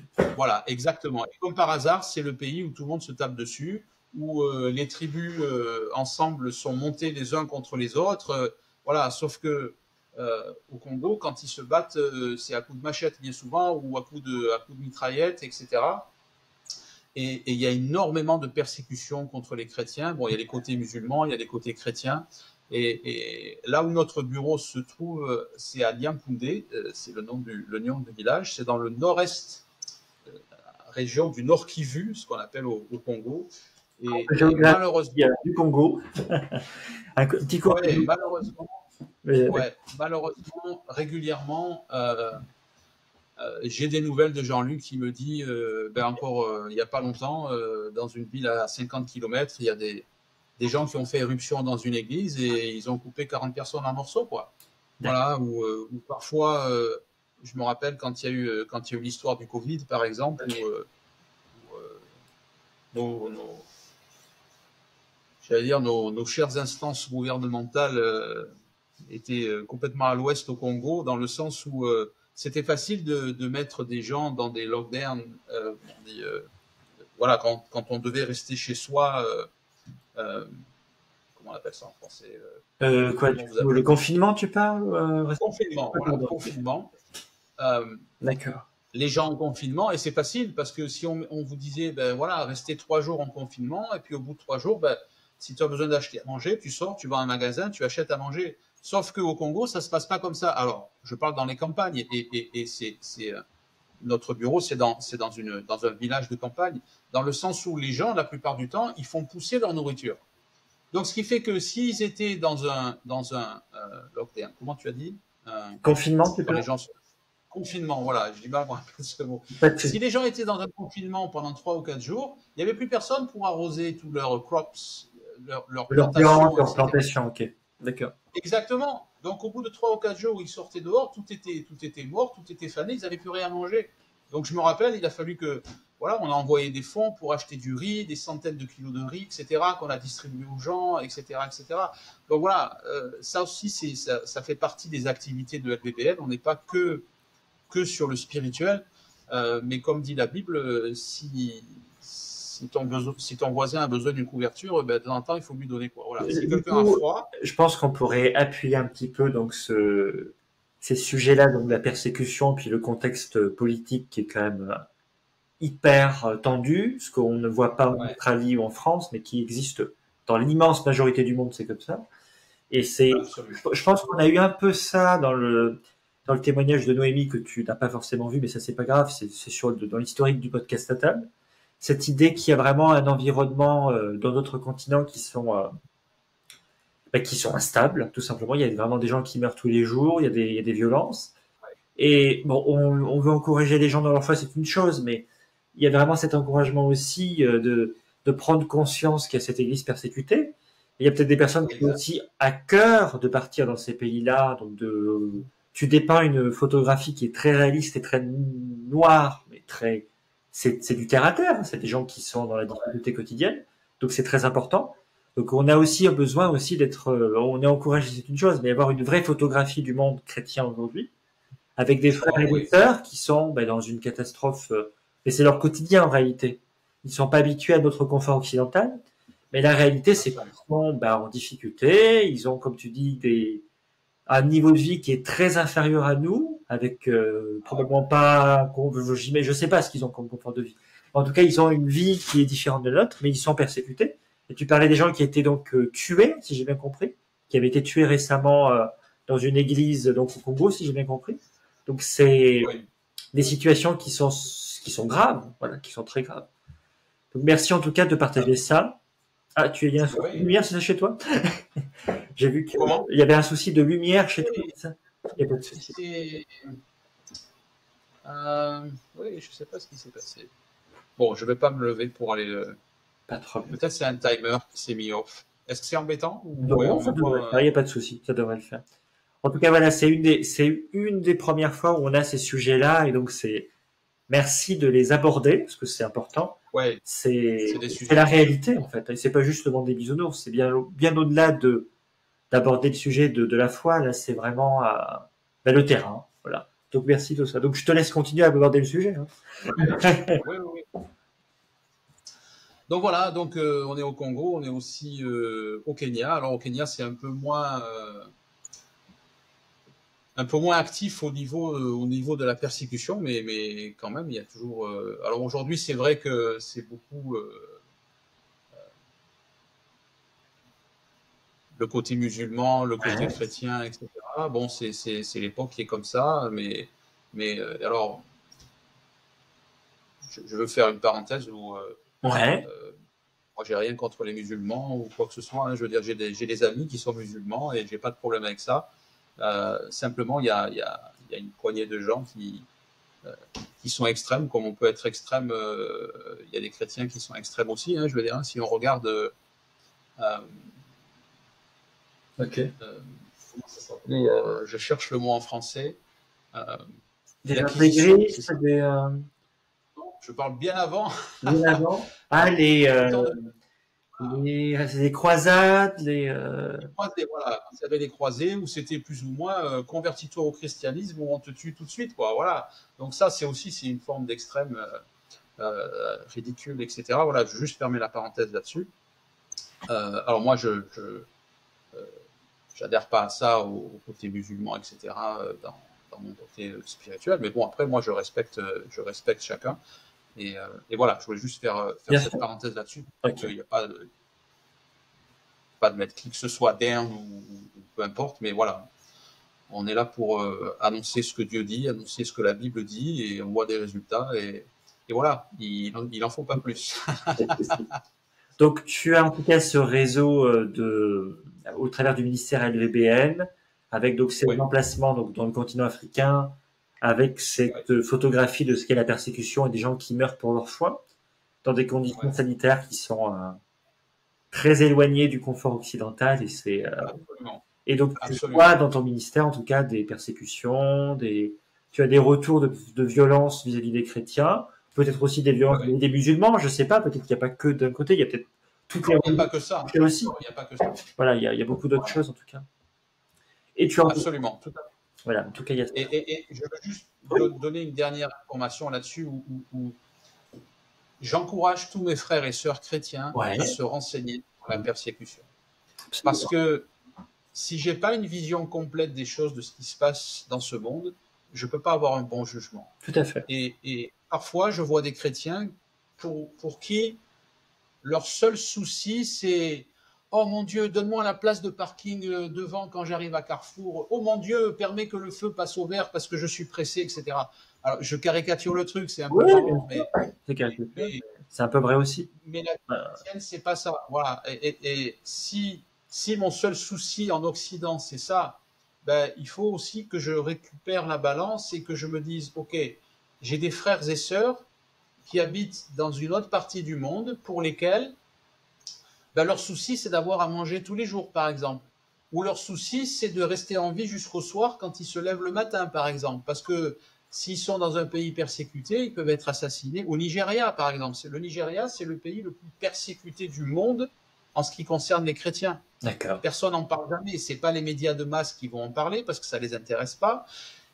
Si l'Église n'en parle pas, qui va en parler? Okay. Parce que si on n'en parle pas, on va pas prier pour eux si les gens sont pas au courant, etc. Mais la Bible nous montre que aimer son prochain, c'est ça aussi, quoi. C'est penser à nos frères et sœurs qui sont dans des situations qui n'ont pas autant de chance que nous, par exemple. Alors, voilà. Pour encourager ses frères et sœurs, du coup, dans les autres continents, qu'est-ce que tu penses qu'il faut qu'on fasse avec ton expérience, avec le réseau que tu as qui fait que tu es en lien avec des personnes persécutées réellement, avec voilà. qu'est-ce que c'est, qu'est-ce qu'il faut qu'on fasse, voilà, concrètement. C'est très simple, c'est très très simple. Il faut se mettre au courant de ce qui se passe. Et aujourd'hui, avec Internet, c'est extrêmement facile. Vous allez sur YouTube, vous allez dans des ministères comme Porte Ouverte, par exemple, Très bien. qui se trouvent en francophonie, qui se trouvent chez les anglophones. Ça s'appelle Open Doors pour le côté anglais. Il y en a plein d'autres des ministères qui s'occupent de la persécution des chrétiens, mais ça, c'est un des ministères où je peux aller regarder sur YouTube, regarder des vidéos, ce qui se passe, etc., etc. Donc, je vais me mettre au courant. Et une fois que je suis au courant de ce qui se passe dans le monde au niveau de la persécution, alors je peux prier pour mes frères et sœurs. Je peux prier pour que la persécution cesse. Je peux prier pour que ceux qui n'ont pas à manger reçoivent à manger.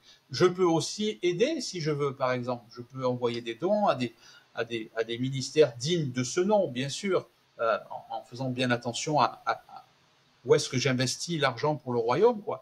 Mais voilà, il y a ne serait-ce que 2 manières principales qui sont déjà pas mal, de me renseigner de ce qui se passe dans la persécution, de pouvoir prier pour mes frères et sœurs, pour leur sécurité, pour leur provision, et de pouvoir investir financièrement si je souhaite le faire, par exemple. Si tout le monde faisait ça, ça serait déjà génial. D'accord. Donc, c'est quelque chose de très pratique, très spirituel et très pratique. Génial. Donc, on a abordé ce sujet, c'est hyper important. Ça fait partie aussi de la réalité de ce que c'est le corps de Christ, on va dire. Voilà. Le corps de Christ, c'est pas que les frères et sœurs qui sont à l'église le dimanche. Donc, il y avait aussi un sujet qu'on voulait aborder dans ce podcast au travers de l'enregistrement qu'on est en train de faire avec Franck et que vous écoutez. C'est la partie évangélisation qui est aussi très pratico-pratique. Tu as donc un ministère de rue, tu as des vidéos sur tes sites qui partagent des exemples de témoignages, de guérison, et je voulais juste qu'on prenne du temps pour que tu mettes en avant, non pas valoriser uniquement ton travail, mais donner des conseils pratiques pour accompagner les gens, pour les pousser à les encourager à évangéliser, pour les donner peut-être des petites billes, des astuces que toi tu as et ta mentalité par rapport à l'évangélisation. Je pense que tu en as un peu parlé aussi précédemment, de ce que toi tu penses de ce que c'est l'évangélisation. Voilà, donc d'abord aborder ta définition et ta mentalité par rapport à l'évangélisation, puis après nous donner des exemples de ce que tu as vécu et des petites billes. Voilà. Et puis je te guiderai bien sûr voilà, au fur et à mesure. Bien sûr, voilà. N'hésite pas à me recadrer dans le sujet s'il y a besoin. Oui, comme je te disais quand on était en off, avant qu'on commence cette vidéo, en ce qui concerne l'évangélisation, moi je le vois pas comme une activité, mais je le vois comme un style de vie, quoi. Voilà. C'est pas quelque chose où il y a certains moments de la journée ou certains moments de la semaine où je vais parler de Jésus et là je suis dans un autre contexte, donc je vais pas parler de Jésus. Non, c'est un besoin. Voilà, si j'ai pour habitude de dire que si je fais pour faire, ça sert à rien. Mais je dois faire parce que je deviens. Alors, ça demande peut-être une petite explication rapide, mais je fais parce que je deviens. C'est-à-dire que tout ce que je fais, ça doit être le fruit d'un besoin en moi. Si je parle de l'évangile, si je parle du royaume de Dieu autour de moi, parce que c'est écrit dans la Bible, parce que Dieu me dit de le faire, ou parce qu'il faut le faire, ou parce que mon pasteur me dit de le faire, ben là, je suis off. Je suis off dans le sens où je suis à côté, voilà, c'est ça. Je suis à côté. Bonne traduction. Complètement à côté. Voilà. Parce que je vais faire les choses parce qu'il faut les faire, tout simplement. Et ça ne veut pas dire qu'il n'y aura pas de conviction, ça ne veut pas dire qu'il n'y aura pas d'amour, mais les choses seront faites parce qu'il faut les faire. Tandis que c'est là que, au début de l'enregistrement, tu parlais de la grâce, c'est là où on n'a pas compris ce que c'est la grâce, justement. Donc là, tu réagis en disant, on fait pas les choses parce que tu vas les faire parce que tu es un bon élève à l'école, il faut que tu aies un dans 18 sur 20. C'est parce que tu sais que c'est toi et que tu sais que tu es animé par l'Esprit Saint et que tu dois l'amener vers l'extérieur. Donc t'es pas un missionnaire en sens, il y a un fiche de poste, t'es missionnaire. T'es missionnaire parce que tu es chrétien. Voilà, c'est ça que tu veux dire, si je traduis. Ok. Exactement. Je te laisse continuer. Non, pas de problème. Et bien souvent, les gens me disent, oui, mais je ne sais pas qu'est-ce que je peux dire, qu'est-ce que je vais raconter, comment je vais parler, etc. Et je dis tout le temps la même chose. Et moi, je prends l'exemple de l'apôtre Paul. L'apôtre Paul, quand il est passé par la nouvelle naissance, quand il a commencé à enseigner, il a tout simplement parlé de ce qu'il vivait avec Dieu. Ok. Voilà. Et à chaque fois qu'on voit, quand il doit rendre témoignage, ne serait-ce que devant les Juifs qui voulaient le lapider parce qu'ils pensaient qu'il avait fait rentrer un impur dans le temple, etc., ou quand il doit aller témoigner devant des gouverneurs romains, etc., à chaque fois, c'est le même truc. D'accord. Il dit, voilà, moi, je vais vous expliquer ce qui s'est passé dans ma vie, je vais vous expliquer ce que je vis avec Dieu. Et je dis aux gens exactement la même chose. Racontez ce que vous vivez avec Dieu. Racontez ce qui s'est passé depuis que vous êtes passé par la nouvelle naissance. Alors là, dans ce cas-là, il faut pouvoir raconter des choses. Mais si je veux raconter des choses, il faut vivre des choses. C'est-à-dire que les gens vont se trouver dans une situation, ils vont se... Ok, si je veux parler, si je veux évangéliser, si je veux pouvoir parler de Jésus, il faut que je vive des choses avec Dieu. Parce que si je vis rien de spécial, si je prie mes 5 minutes tous les matins, où je vois rien de spécial et que j'ouvre ma Bible 10 minutes par semaine, ben, je ne vais pas vivre grand-chose avec Dieu. Et donc, si je ne vis pas grand-chose, je n'ai pas grand-chose à raconter. Ok. Donc, tout ça, je veux montrer que c'est lié, tout simplement. C'est pour ça que je parle de style de vie. C'est pour ça que je parle de faire parce que je deviens. Tout à fait. Voilà. Si c'est l'amour de mon prochain qui doit me pousser à parler de l'évangile. Ok. Tu vois, je dis souvent, il y a deux styles de gens. Si par exemple, tu vas je crois qu'il y a toujours les supermarchés Carrefour en France. Oui, tout à fait. Ouais. Ça existe encore. On va faire de tout. Voilà. Si par exemple, tu arrives à Carrefour et que tu vois que toutes les télés, les super télés qui valaient 5 000 €, elles sont toutes à 5 €. Alors, il y a deux styles de personnes. Il y a le premier style de personne qui va dire « Oh, génial, 5 €, je vais en acheter une pour le salon et une pour ma chambre. » Il rentre chez lui et il regarde sa télé, ça ne va pas plus loin que ça.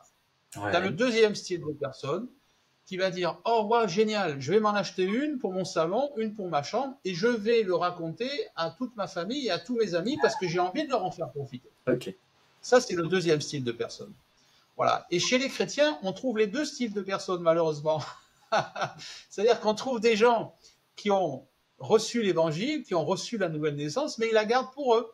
Okay. Voilà. Alors, c'est parce qu'ils sont trop centrés sur eux-mêmes, bien sûr. Et on a un deuxième style de chrétiens qui vont recevoir l'évangile, recevoir la grâce de Dieu, et ils n'ont qu'une envie, c'est de le faire profiter aux autres. Voilà. Ça, c'est l'amour de son prochain.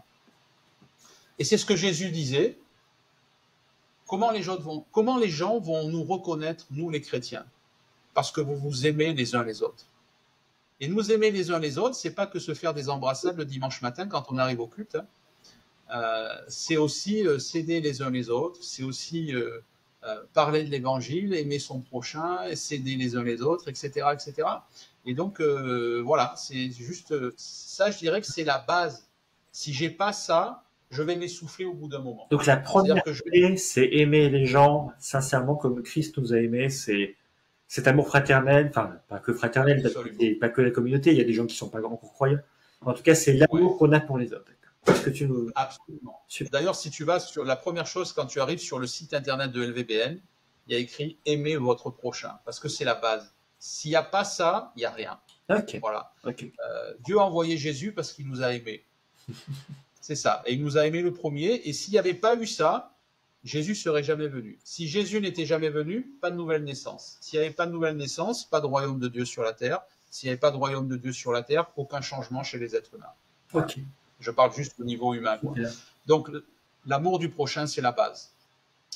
La deuxième chose, c'est, comme je le disais aussi, des fois, on n'en est pas trop conscient, mais bien souvent, on est beaucoup trop centré sur soi-même. Okay. Et plus de 90% des chrétiens qui ne parlent pas de l'évangile, et je ne parle pas de prier pour les malades, etc., ou ce qui est somme toute fait partie de l'évangile aussi, il n'y a rien d'exceptionnel à faire ça. Mais la plupart des gens qui ne parlent pas de l'évangile, c'est parce qu'ils ont une crainte sur qu'est-ce que les gens vont penser de moi. Et si on se moque de moi, et si les gens n'y croient pas à ce que je leur dis, etc. Et on voit que le dénominateur commun de tout ça, c'est moi, je. C'est ma personne qui est en plein milieu. Donc en fait, on met beaucoup trop d'importance sur notre propre personne.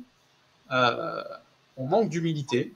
Okay. Alors que je me souviens que la première fois où je suis parti, quand on faisait des vidéos à LVBN, quand je priais je priais dans la rue pour les guérisons des gens, etc. la première fois que j'ai fait ça, bien sûr que j'avais de l'appréhension. Bien sûr que j'avais des pensées qui me disaient et si les gens t'envoient balader, et si quand tu pries ça marche pas, tu vas encore passer pour un idiot, et si se passe, bien sûr que moi aussi j'ai eu toutes ces pensées, comme tout le monde, comme tout le monde. Mais au bout d'un moment, il faut se dire, ok, je mets ma personne de côté, peu importe ce qu'on pense de moi, peu importe ce que ça marche ou que ça marche pas, je le fais parce que la Bible dit de le faire, et parce qu'aujourd'hui, j'ai un amour pour mon prochain qui me pousse à le faire. Après le résultat, Dieu me dit que si j'utilise ma foi, je verrai du résultat. Est-ce que ça m'arrive encore aujourd'hui de prier pour des gens en ce qui concerne des guérisons et de ne pas voir de résultat? Oui, ça m'arrive, bien sûr. Mais je ne vais pas incriminer Dieu, comme ça arrive parfois, où il y a des gens qui vont dire « Oh ouais, non, mais j'ai prié, mais ça ne marche pas. Donc, c'est Dieu le problème. » Non, ce n'est pas Dieu le problème, c'est ma foi le problème. C'est pas la même chose.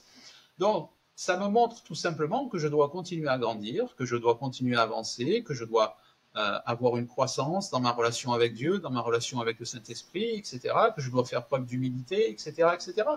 Et en fait, on a deux manières d'aborder les choses. Quand j'ai pas de résultat, ben, je me dis, ok, ben, ça me pousse à avancer encore. J'aime bien cette image que Paul emploie souvent d'un sportif. Il compare un chrétien à un sportif. Okay. Et les sportifs, c'est ça. Je veux dire, un sportif, quelqu'un qui va faire de la course dans un stade, par exemple, s'il tombe et qu'il se tord la cheville, ben, il ne va pas rester assis en plein milieu en pleurant, le pouce dans la bouche. Hein. Non, qu'est-ce qu'il va faire? Il va continuer. Et on voit ça souvent dans les compétitions internationales, aux Jeux Olympiques. Je veux dire, le gars, il a une cheville foulée, il continue, il boite et il y va, il y va, il y va. Mais la vie chrétienne, c'est la même chose. Parce qu'ils ne font pas cas de leur propre personne. Le passage voilà. Du coup de Paul, c'est quoi? C'est j'ai mené la course, j'ai combattu le bon combat, c'est ça? C'est quoi la référence exacte? C'est celui-là. Et tu as la référence exacte pour les personnes? Pour remporter la couronne, oui. Voilà, il parlait des couronnes de laurier qu'ils recevaient à l'époque quand il y avait des jeux. Est-ce que tu as la référence biblique? Du coup, je sais plus quel est le livre exact, mais je l'ai pas par cœur, mais je peux te la trouver. Après, voilà. Ouais, je te laisse 2 secondes. Enfin, 2 secondes, de façon de dire. On va pas couper la vidéo. Voilà.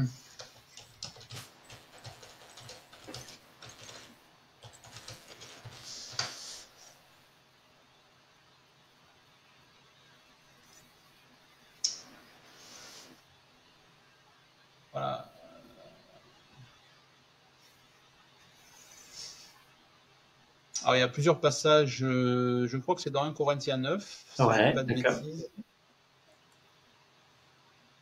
Oui, c'est ça, 1 Corinthiens 9, 24. Ok, super, génial. Donc oui, il faut pas faire cas de soi-même, quoi. Voilà, tout simplement. Et ça, c'est très important. J'ai pour habitude de dire aussi que ce qui nous ouvre la porte dans notre relation avec Dieu, c'est l'humilité. D'accord. Voilà.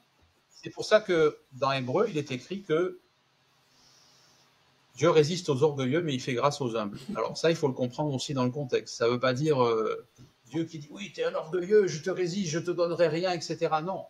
Si je suis orgueilleux, je me coupe moi-même, bêtement, de ce que je peux recevoir de Dieu. Parce que je ne peux recevoir de Dieu que dans une position d'humilité. Ok. C'est pas compliqué. Voilà. C'est pour ça que Dieu dit qu'il fait grâce aux humbles, c'est-à-dire qu'il donne des choses imméritées aux gens qui font preuve d'humilité. D'accord. C'est pas compliqué. Et l'humilité, c'est une des clés pour recevoir ce dont on a besoin. Alors, si par exemple j'ai besoin de recevoir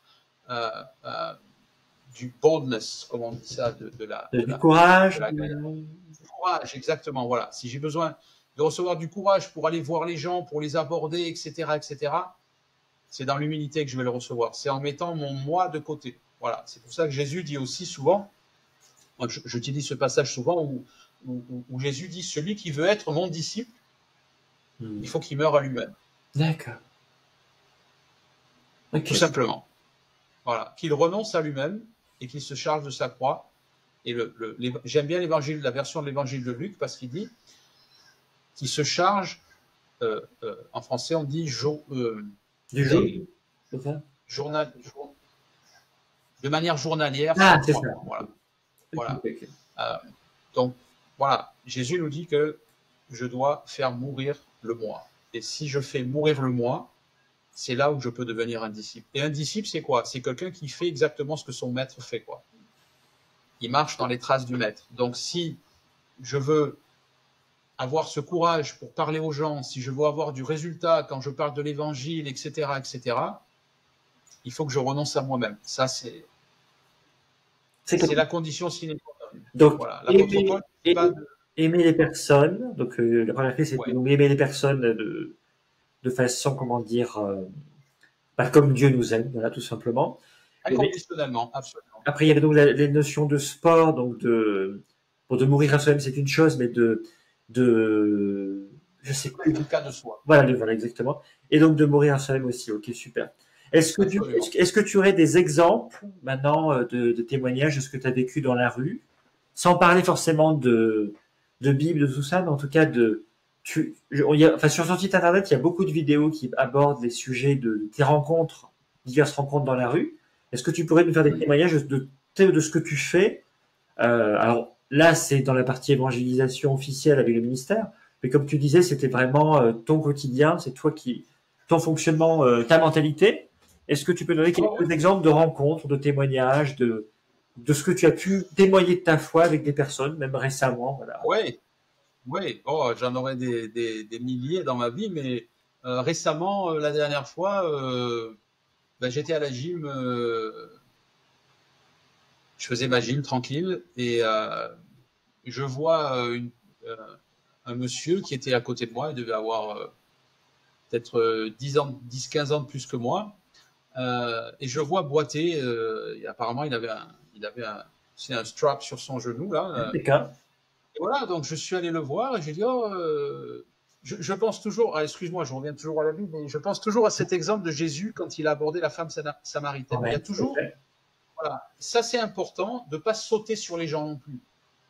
J'ai vu ça parfois, il y a des chrétiens qui arrivent et disent, voilà, qui verraient un cas comme je viens de décrire, quelqu'un qui boite, qui a une attelle sur le genou, etc., et qui vient, qui dit, oh, vous avez un problème au genou, laissez-moi prier pour vous, etc. Et le gars, il va dire, oh, qu'est-ce que vous voulez? On peut faire peur aux gens si on fait ça, quoi. Okay. Alors que Jésus, qu'est-ce qu'il a fait avec la Samaritaine? Il a fait une entrée en matière, il a parlé, il a créé une atmosphère, quoi. Voilà. Donc moi, je suis allé voir cette personne, et je lui dis, oh, vous avez un problème au genou, de manière évidente, qu'est-ce qui vous est arrivé? Donc il a commencé à m'expliquer qu'il a eu une opération du genou, etc. Et que il est en train de faire sa rééducation, et que voilà, et que ça avance doucement. Voilà, il y a eu une petite entrée. Ça a duré une minute ou deux, mais ça crée une ambiance, ça crée une confiance. Et puis c'est pas non plus histoire d'arriver et de vendre sa camelote avec l'évangile. On n'est pas là pour ça, mais on est là pour aimer les gens, tout simplement. Si je lui pose des questions, c'est parce que je m'intéresse à sa vie. Et les gens le sentent, ça. Si je viens et que je parle à quelqu'un parce que je veux juste faire une entrée en matière froide, où il n'y a rien, il n'y a pas de chaleur humaine, etc., les gens vont le sentir. Tandis que si je parle avec un amour véritable, avec un réel intérêt pour l'autre, les gens le sentent, ça aussi. Et nous, on n'a pas forcément conscience de ça, mais dans notre intonation de voix, dans notre gestuelle, dans le langage du corps, ça se voit, tout ça, ça se voit, quoi. Voilà. Donc j'ai parlé avec ce monsieur, etc. Et puis je crois qu'une minute ou deux après, j'ai prié pour son genou, quoi. Voilà. Donc c'était je crois le dernier truc en date, mais je veux dire, ça m'arrive souvent. Des fois, moi, j'aime bien aller tous les jours. Je vais marcher autour de chez moi, et c'est comme ça que je prie, quoi. Voilà. Donc, je vais marcher par une petite heure, et je prie. Je m'adresse à l'assemblée spirituelle, bien souvent. Je pense à cette assemblée qu'on retrouve dans le livre de Job, etc. Que ce soit. Enfin bon, je ferme ma parenthèse. Et ça m'arrive de croiser des gens, de voir, voilà, quand il y a une manière évidente de voir que les gens ont un problème physique, que ce soit qu'ils boitent, ou je sais pas, ils ont un bras en écharpe, ou peu importe. Voilà, j'aborde les gens tout simplement, je dis, oh, qu'est-ce qui vous arrive, etc. Et la plupart du temps, les gens sont touchés qu'on s'intéresse à eux. Okay. Alors c'est vrai que l'Australie, c'est différent de la France d'un point de vue culturel, okay, dans le sens où en Australie, les gens parlent très facilement. Okay. C'est-à-dire que si tu abordes quelqu'un dans la rue, les gens vont pas se méfier forcément, parce que c'est dans la culture, c'est dans le standard, quoi. Tu vois, les gens parlent très facilement. Bien sûr. Tandis qu'en France, il y a plus une petite réticence, dans le sens où, alors, je parle pas d'aborder quelqu'un dans le métro à Sarcelles, par exemple, où les gens ils vont dire, oh, qu'est-ce qu'il me veut, celui-là, etc. Mais c'est vrai que le français, il est un peu plus laid back, il est un peu plus méfiant, quoi, voilà. Mais, je veux dire, pour la personne qui est dans notre bureau en France, elle me raconte régulièrement, je crois il y a quelques semaines, où elle me racontait sur le parking de Carrefour, elle me dit, voilà, elle a abordé quelqu'un, une dame dans la rue, et elles ont parlé d'évangile pendant une demi-heure, etc. Et cette dame était musulmane, puisqu'elle était habillée, voilà, elle est très intéressée par Jésus, etc. Et elle a bu ses paroles, quoi. Voilà, enfin, tout ça pour dire que l'humain, il reste le même. Il y a des cultures différentes qui vont changer peut-être quelques surfaces à gauche, à droite, mais il faut se dire que l'humain reste le même. J'entends parfois aussi en France, j'ai entendu ça de la part de quelques responsables ou pasteurs dire « Ah oui, mais tu comprends, moi dans la ville dans laquelle où je suis, les cœurs sont durs, les gens sont durs. » Tout ça, c'est pas biblique, c'est pas vrai. Parce que l'humain, il est le même partout. Voilà. Okay. Alors, encore une fois, il y a des cultures différentes, il y a des tendances différentes. Je comprends que les villes, les campagnes, etc. Il peut y avoir des petites différences, mais le cœur des gens, c'est le même partout. Okay. Parce que le problème, c'est le même partout, c'est le péché. Voilà. Okay. C'est le péché qui est entré à l'intérieur des gens par la chute d'Adam et Ève. Donc, la source du problème, c'est la même, peu importe où on se trouve sur Terre. Donc, il n'y a pas d'histoire de dire « Oui, mais moi, je suis dans un pays où c'est plus difficile. » Je comprends qu'il peut y avoir des choses, par exemple, quelqu'un qui va se trouver en Corée du Nord, oui, par exemple. Voilà, bien sûr qu'il ne va pas pouvoir se mettre avec un micro sur une place et annoncer l'évangile comme ça. Moi, ça m'est arrivé aussi où parfois on m'a demandé de me taire, etc., dans la rue, etc., où j'abordais les gens. Je me rappelle un jour, on faisait une vidéo pour LVBN où j'abordais les gens, je priais pour eux, etc. Et il y a d'autres gens qui sont venus voir, qui m'ont demandé d'arrêter, quoi. Voilà, parce que soi-disant ça les gênait. Voilà. Bon, après, pour moi, tant qu'on ne vient pas avec quelque chose de légal, je vais continuer à parler de l'évangile, quoi. Et même si c'est légal, si les gens considèrent plutôt que c'est pas légal, je veux continuer à parler de l'évangile. Tout ça pour dire que il n'y a pas de cas spécial, et ça c'est important à dire aussi. Alors, bien sûr, je ne parle pas de, comme je l'ai parlé, de la Corée du Nord comme un exemple, par exemple, ou de pays oui, c'est radical, parce que personne ne vient de Corée du Nord. Voilà. Mais en général, il faut se dire que les gens sont les mêmes partout et qu'on a la même puissance partout. À partir du moment où tu es persuadé que tu as quelque chose en toi à proposer qui est formidable, qui est puissant et qui fonctionne, mais si tu en es persuadé, ça se voit, ça s'entend, tu vois, et que les gens adhèrent ou que les gens adhèrent pas, tu le fais, et tu le fais de tout ton cœur, parce que tu as envie de leur faire profiter de ce que tu vis.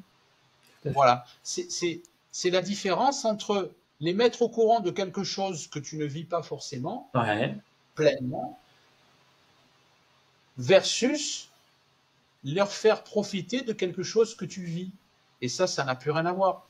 Et souvent, les gens me disent, oui, mais je ne sais pas quoi dire, je sais pas de quoi parler. Racontez ce que vous vivez avec Dieu. Racontez ce qui s'est passé dans votre nouvelle naissance. Voilà. Alors, bien sûr, il ne faut pas non plus saouler les gens pendant 3/4 d'heure, parce qu'après, ils vont se lasser. Mais voilà, il faut avoir un peu d'équilibre et de maturité. Mais racontez ce que vous vivez avec Dieu, tout simplement. Donnez-leur du vécu, donnez-leur du vrai. Tu vois ? Regarde, si tu regardes aujourd'hui, il y a des choses qui marchent très fort sur les médias, dans les réseaux sociaux, etc. Que ce soit les émissions de télé-réalité, voilà, tous ces trucs de réalité. Les gens sont friands de ça. Pourquoi ils sont friands de ça ? Parce que c'est du vécu. Alors, bien sûr, la plupart du temps, c'est du vécu dans le négatif, c'est pas des bonnes choses, etc. Hein, on est bien d'accord là-dessus. Parce que, voilà, on fait exprès de monter les gens les uns contre les autres, etc. Mais je ne parle pas de ce côté-là. Je parle du fait que les gens s'intéressent à ça parce que c'est du vrai, parce que c'est du vécu. Et quand j'évangélise, quand je parle de Jésus autour de moi, il faut que je parle vrai et il faut que je parle de ce que je vis. Voilà, tout simplement. Et ça va tuer l'idée de dire « mais je ne sais pas quoi dire, mais qu'est-ce que je vais dire ?» C'est pas plus compliqué que ça. Et comme je dis souvent, l'évangile, c'est simple et ça doit rester simple. Si c'est compliqué, c'est que je suis à côté. Voilà, tout simplement. Et ça, c'est un style de vie, quoi. Je me rappelle une fois d'une petite anecdote que je peux te donner encore. J'étais avec mon fils le plus grand. Il y a quelque temps, on se baladait dans la rue, c'était un dimanche après-midi, et on était en train de marcher sur le trottoir comme ça, et on voit une dame qui sort d'une voiture. Il y a le monsieur qui lui ouvre la porte, et on voit, et elle était elle avait du mal à marcher, elle était en train de boiter, quoi. Pour montrer à quel point les choses peuvent en arriver dans un sens de complicité. On ne s'est pas dit un mot avec mon fils, je l'ai regardé, il m'a regardé, et on s'est dit, tu y vas ou j'y vais? Il m'a dit, vas-y. Et donc, j'y suis allé, j'ai prié pour cette dame et elle a été guérie. Tout ça pour dire que c'est devenu normal, c'est devenu un style de vie, tu vois. Il n'y a pas de, ok, est-ce qu'on va y aller, est-ce qu'on ne va pas y aller, etc., etc., quoi. Ce que j'aime bien, dans l'église locale où je vais ici, j'ai pour habitude de dire que si tu arrives et que tu racontes, tu dis tiens, cette semaine j'ai prié pour 2 personnes dans la rue, elles étaient guéries, etc. On va pas te dire oh waouh, génial, tu as réussi à faire ça, mais c'est formidable. Non, on va te dire oh c'est cool. On considère que c'est la vie chrétienne normale. On va pas le diminuer, bien sûr, tu vois, mais on va pas s'extasier devant dans le sens où oh t'es un super chrétien, c'est génial ce que tu fais, etc. Non, c'est juste normal. Parler de l'évangile, c'est la vie chrétienne normale. Prier pour les gens, c'est la vie chrétienne normale. Il n'y a rien d'exceptionnel à ça. Tu vois, et c'est important de remettre le niveau de l'évangile à son vrai niveau. Et pas dire ah ouais, mais ceux qui parlent, c'est des chrétiens au-dessus du lot. Ou ceux qui font comme Franck et qui vont dans la rue, ils prient pour les gens, ils vont des gens guéris. C'est un niveau au-dessus. Non, c'est pas un niveau au-dessus. C'est juste la vie chrétienne normale. Excellent. Bon, ben super. Voilà. Merci pour tous ces conseils qui sont très pratico-pratiques. On est à 1h30 quasiment d'enregistrement. Wow, le temps passe. Pour que les gens qui écoutent comprennent bien, là, moi, je suis dans la région de Castres en Occitanie et il est 23h51 et donc Franck est en Australie. Je sais même pas quelle heure il est chez toi, mais c'est le matin, quoi, 7h du matin. C'est 7h du mat. Voilà, c'est ça. Donc, je vais juste te remercier, donc, Franck, pour le temps que tu as consacré, puisque tu es revenu, du coup. On s'était rencontrés il y a quelques semaines sur Facebook, on a fait un enregistrement qui a été mis en ligne. Merci de m'avoir reçu. C'était hyper, oui, voilà, exactement. C'était génial de t'avoir, puis on est ravis de te revoir. Et puis voilà, à l'occasion, je serai ravi de te revoir. Les différents échanges, ce soir, c'était vraiment génial. J'ai plus tout à fait l'esprit clair vu l'heure qu'il est, donc je vais pas m'amuser à refaire la rétrospective. Mais je me rappelle tout à fait de l'examen d'anglais avec les soucis d'incendie, que t'as réussi à rentrer dans les moments dans l'examen, t'as réussi à intégrer donc avoir les objectifs pour arriver en Australie. Et puis voilà, la notion aussi de persécution je crois que c'était au Nigeria puis au Congo, si je me rappelle bien. Donc ça c'est des éléments, je dois en parler parce que ça fait partie aussi de la réalité. Et puis on parle d'encouragement, d'édification sur le podcast à table, c'est très bien. Mais là, on est quand même en train de parler des choses qui sont dans le concret. Là, c'est le réel. Là, c'est des gens qui meurent pour leur foi et dans des conditions qui sont très difficiles. Donc, c'est important d'en parler. Ouais. Merci de l'avoir abordé. C'est essentiel. Donc, c'est normal. Je sais même pas. Tu nous as donné des clés pour les encourager, c'est une chose. Voilà, de prier, de demander au Seigneur comment faire pour les aider, puis d'être dans les pratico-pratiques. Voilà, de s'informer aussi, de s'informer des situations et de faire des dons à des organismes qui étaient véritablement compétentes et fiables pour pouvoir ne pas faire n'importe quoi avec les gens, pour que le royaume de Dieu avance tout simplement. Et puis merci pour tes exemples aussi d'évangélisation. Tu en as fait finalement un ou deux, puis tu as aussi donné des clés. J'en aurais des centaines à dire, mais bon, on n'a pas trop le temps. Donc ce que je te propose, c'est simplement de prier, notamment pour déjà pour les chrétiens persécutés, et puis qu'on mette en pratique ce que tu as parlé en termes d'évangélisation. Et en même temps, en réalité, c'est qu'on devienne chrétien. Si je résume ce que tu as dit, tout simplement, c'est peut-être que ça, et qu'on ne soit pas juste rempli du Saint-Esprit, mais qu'on arrive que les personnes qui écoutent, d'une manière générale, voilà, qu'on soit plus proche de Dieu et qu'on arrive à avoir des rencontres avec des personnes, tout simplement. Voilà, c'est. Exact. Je vais pas aller plus loin que ça, voilà, c'est. Ouais. Voilà. Donc je peux commencer à prier, puis je te laisse après le faire, et puis après on ira rencontrer tout le monde. Voilà. Pas de problème. Merci Seigneur, moi je te remets nos frères et sœurs qui sont dans des pays, pas nécessairement juste en Australie ou en France, mais dans des pays comme au Nigeria ou au Congo, ce qui a été abordé dans l'enregistrement. Oui. Je te demande vraiment de les accompagner, de faire que ces moments difficiles soient vraiment des moments où tu sois avec eux. Voilà, peu importe ce qui se passe. J'arrive pas du tout à imaginer, moi, derrière mon écran, pendant cet enregistrement, ce qu'ils vivent. Et je te demande vraiment qu'on puisse les aider, tout simplement, là où on est. Merci. Et je te demande simplement aussi de nous pousser vers des personnes qui ont besoin d'entendre de toi pour pouvoir être libérés de certaines choses, être guéris, et qu'on soit vraiment à ton service, Seigneur. Amen. Alléluia. Merci, cher Saint-Esprit, pour ta puissance. Merci pour ton action dans ce monde. Merci pour tous nos frères et sœurs qui vivent la persécution. Je prie que tu viennes et que tu les aides moralement déjà Amen. À traverser cette persécution. Merci mon Dieu parce que tu as dit que on ne sera jamais éprouvé au-dessus de nos forces. Ce n'est pas toi qui envoies l'épreuve, mais en tout cas tu ne permets pas que l'épreuve soit au-dessus de ce que l'on puisse supporter. Merci Saint-Esprit, merci de donner des délivrances surnaturelles à ceux qui sont enfermés, de les faire sortir de prison de manière surnaturelle. Merci de donner à manger à ceux qui n'ont pas à manger. Merci de donner la sécurité à ceux qui ne sont pas en sécurité. De redonner un moral à ceux qui l'ont perdu.